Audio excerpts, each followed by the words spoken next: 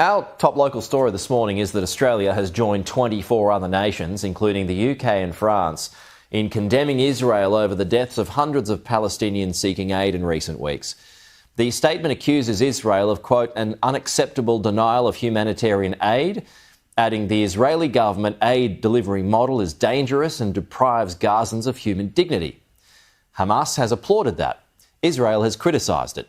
Joining us live now is the former IDF spokesperson and the senior fellow at the Foundation for Defence of Democracies. It's Jonathan Conricus. Good to have you with us again this morning, Jonathan. So let's first of all start with your reaction to that statement by, as I mentioned, Australia and the UK, as well as France and others. What's your response? Yes, good morning. I'm saddened by it because, plainly speaking, I think it's wrong.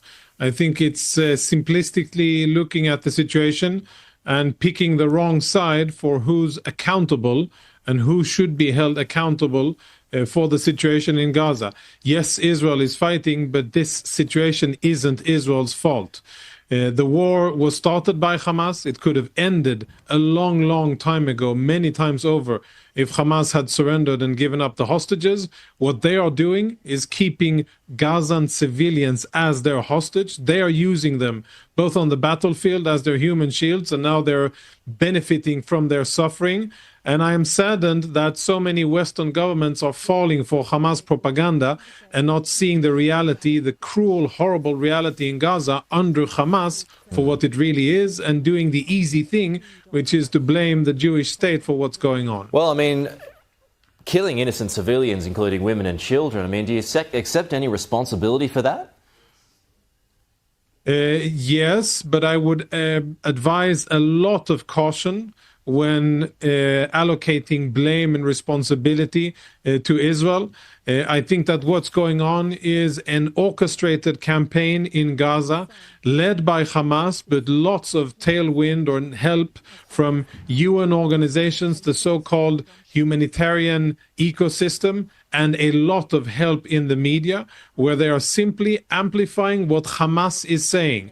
If there are alleged casualties in Gaza, they blame it on Israel. Nobody verifies it. There's no proof of anything. It is Hamas saying it. And then it is reported across international media as if it is true and as if it really is exactly what happened. It's a war zone where horrible things are happening. The war zone is controlled by a terrorist organization, Hamas. They have been offered multiple ceasefires, and just a few hours ago, Israel made additional concessions and additional flexibility to actually agree to Hamas demands on how the ceasefire would look like and where Israeli troops would be deployed. So they're not taking it, and they're refusing. Let's just try and break this down. So, I mean, just on that figure of up to 1,000 civilians who've been killed in recent weeks, I mean, if you dispute that, what's the accurate figure? The honest and short answer is that I don't know, and I don't think that anybody knows truly how many civilians have been killed. But women and children are being killed? I have no doubt, sadly, that civilians have been killed. And I have also no doubt that Israel isn't intending to kill anybody, especially not civilians that are coming to food distribution centers that Israel is manning. But the situation on the ground is that Hamas doesn't want the alternate humanitarian effort to succeed. Sorry to interrupt you, Jonathan. What's the threat? Yeah, but this is important, though. Yeah. This is really important because the alternate humanitarian system with the Gaza Humanitarian Foundation is a real threat to Hamas. If food doesn't come in through Hamas's hands and UN hands, which are in cahoots with Hamas, if it doesn't go through Hamas's hands, then Hamas has less leverage over the population. That is why Hamas is instigating violence at those locations. That is why Hamas is on a media offensive to create the false narrative, which we're seeing now in the media, which sadly is being repeated here and many other places. I get your explanation on things, but I'm just trying to work out why so many civilians are being killed. I get your point. It's not that high number. But, I mean, if you're a well-qualified army with a lot of battlefield experience now, can you not tell the difference between someone who represents Hamas and, say, a child? Well, when did you last see a Hamas fighter fight in uniform? I've been inside the Gaza Strip and I've seen But you mean, Hamas you'd be able to fighters many tell times. if someone was a child, right, or a woman.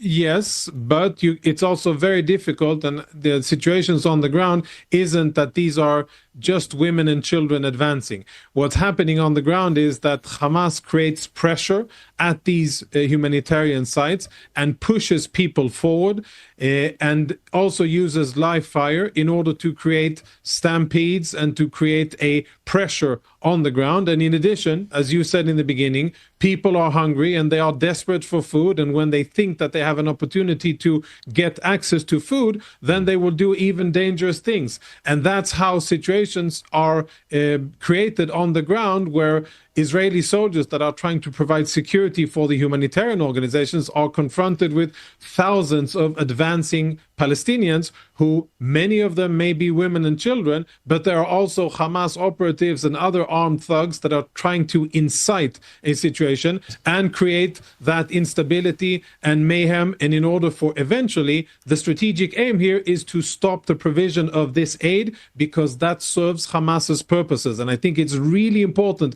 to keep in mind who stands to gain from Israel stopping the flow of humanitarian aid through the Gaza Humanitarian Foundation. The only organization that would be benefited from that is Hamas. They are trying to stop it, and they're using Palestinians, they're using international media in order to do it.